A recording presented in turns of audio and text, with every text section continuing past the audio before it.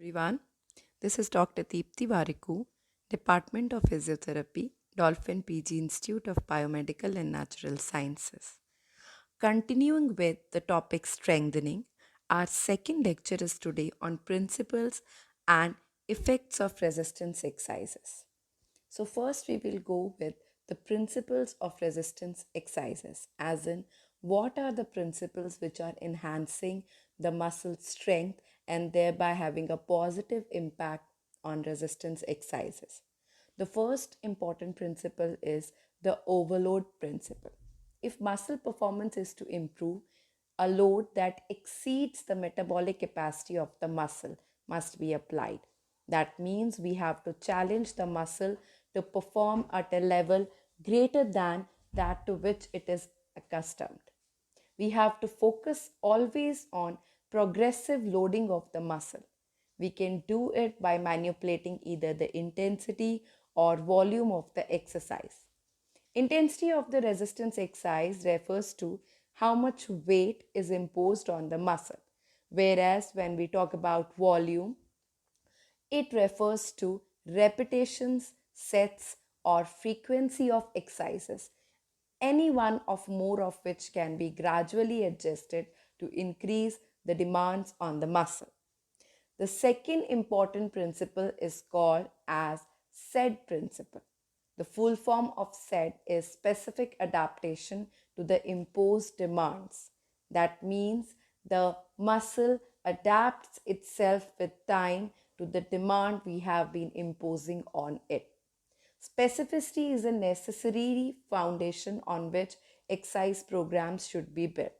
According to Wolff's law, body systems adapt over time to the stresses that are placed on them. So we have to progressively or gradually change the demands of the muscle. Specificity of training, also referred to as specificity of exercise, is a widely accepted concept suggesting that the adaptive effects of training, such as improvement of strength, power, endurance, are highly specific to the training method employed. That means we have to make sure that specific type of exercise is designed for a specific type of person. It should be person designed exercises. Everyone should have a different protocol of exercise to get a proper effect. Third is the transfer of training. It is a very important principle. We also call it as overflow or cross training. Cross training effect can occur from an excised limb to a non excised limb or the contralateral limb in a resistant program. For example, if we are training the right thigh muscles, that is the right quadriceps, for 6 weeks, strengthening is given to right quadriceps, we will find some percentage of increase in the left quadricep muscles also. This kind of contralateral increase is referred as transfer of training. Next principle is the reversibility principle or detraining. It is reflected by a reduction in muscle performance begins within a week or two after the cessation of resistance exercises and continues until the training effect are lost. That means we have to make sure that the training is continued. If it is stopped in between, the muscle will go recoiling back to its original position. That is why we called it as detraining.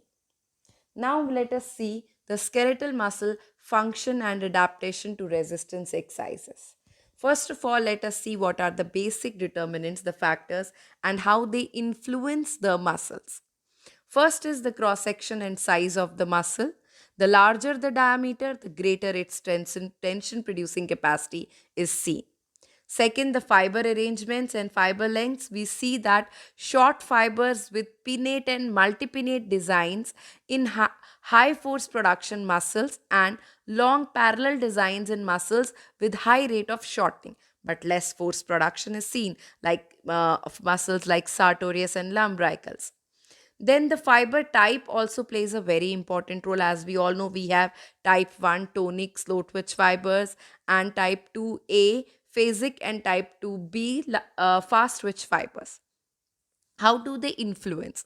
High percentage of type 1 fibers, low force production fibers, which has slow rate of maximum force development, are resistant to fatigue, whereas high percentage of type 2A and type 2B fibers are rapid high force production fibers and are very rapid for fatigue.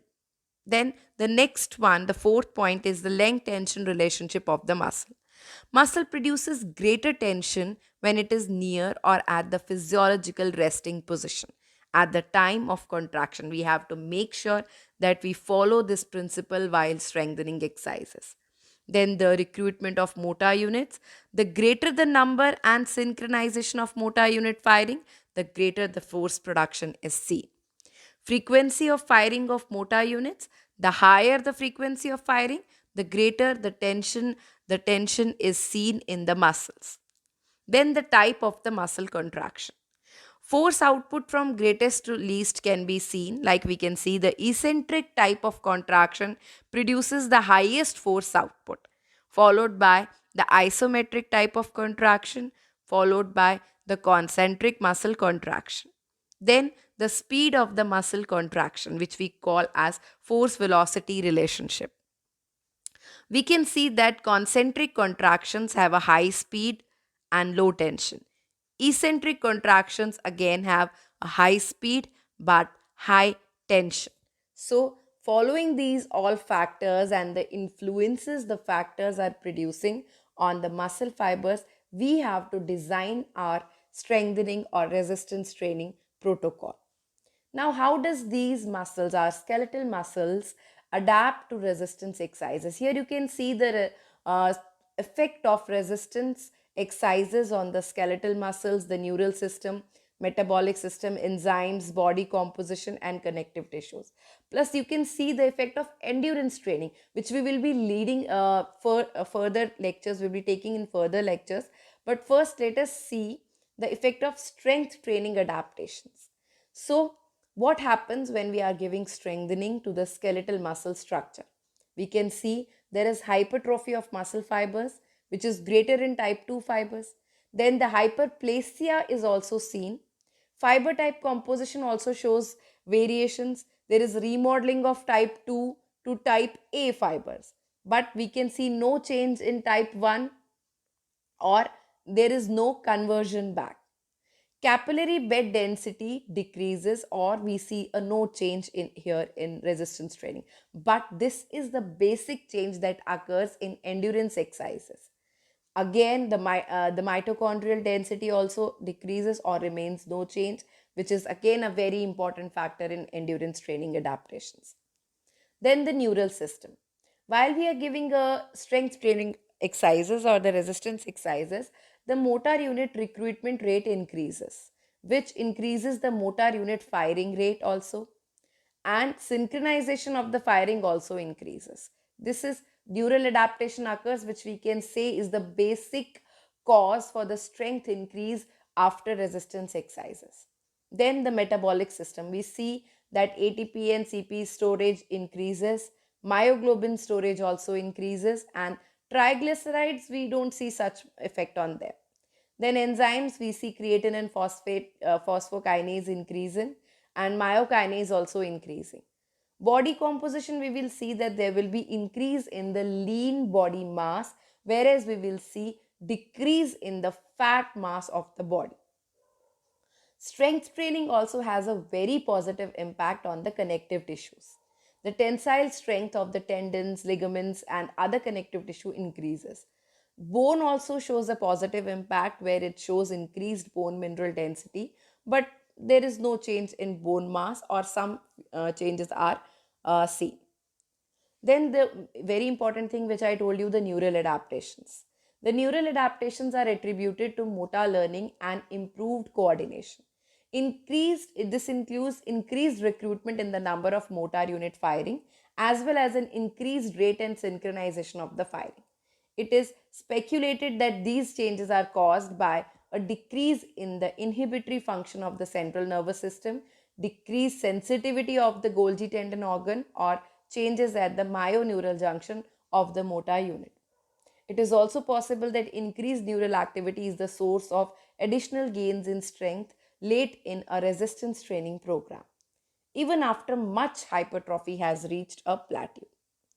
Now, what are the skeletal muscle adaptations? First, we saw hypertrophy, that is increase in the size of an individual muscle. Hypertrophy of skeletal muscle appears to be the result of an increase in protein synthesis and a decrease in protein degradation. Hypertrophy is also associated with biochemical changes that stimulate uptake of amino acids. The greatest increase in protein synthesis and therefore hypertrophy are associated with high volume moderate resistance exercises performed eccentrically. So we can say if we need a hypertrophy of the muscle, eccentric exercises are the best ones. In addition, it is the type 2B fibers that appear to increase in size most rapid with resistance training exercises. The next one is the hyperplasia. An increase in the number of muscle fibers results of longitudinal splitting of the fibers is the basic cause for the hyperplasia. So these are the basic adaptations and basic principles of resistance exercises. I hope you understood it. Questions are very much welcomed. You can ask your queries. In next lecture, we will be dealing with the determinants of strengthening exercises. Thank you for now.